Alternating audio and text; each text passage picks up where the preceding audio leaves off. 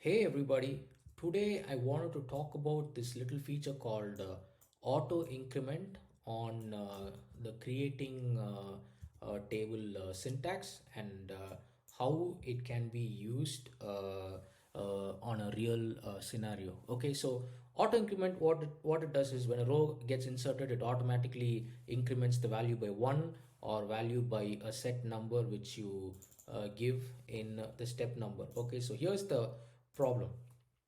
We have a source table and it's got order id, order name, and order value. And if you see here, there's 3 in the order id column, and we cannot say this is duplicate because order name and order value is different. So there's some kind of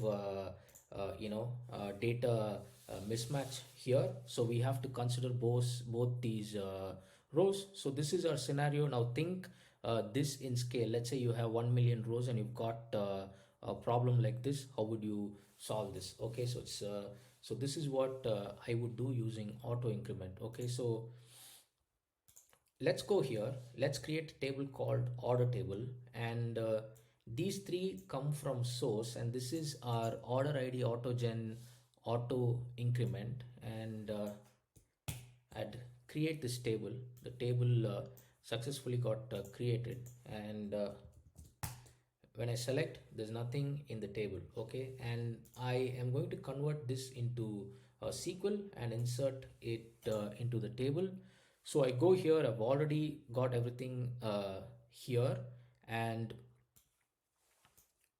I'm only going to insert three values. Okay, and order id autogen is going to populate automatically. So I inserted all the values. Now when I do a select star, you have source id here with the duplicate values, and then you have autogen which automatically populated, and then you have the other two columns here. So imagine if you have 10 million rows with duplicates like this, auto increment column like this could be very handy to you.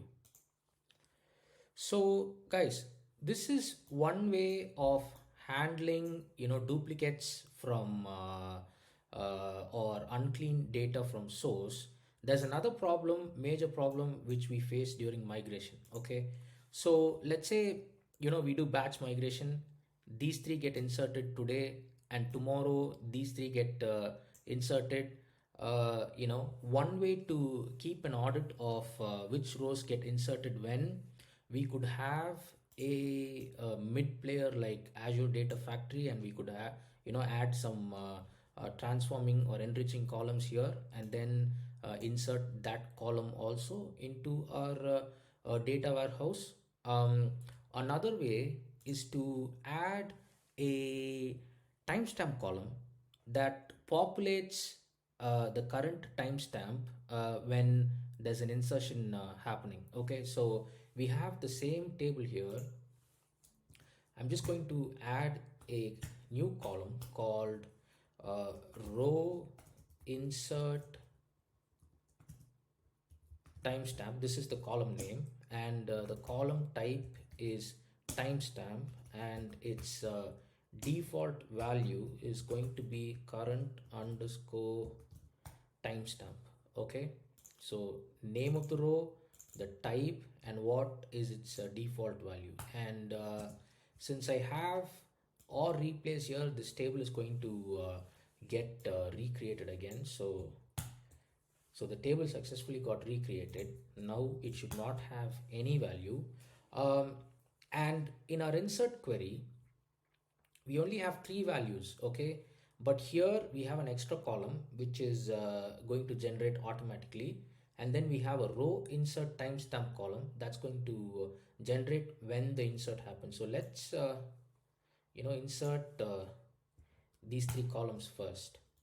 Okay, and let's go to our select query, and if you see here, it automatically populated the current timestamp, and you can see the difference in seconds and milliseconds. And let's go and insert the remaining three, hit enter, and then let's do a select star.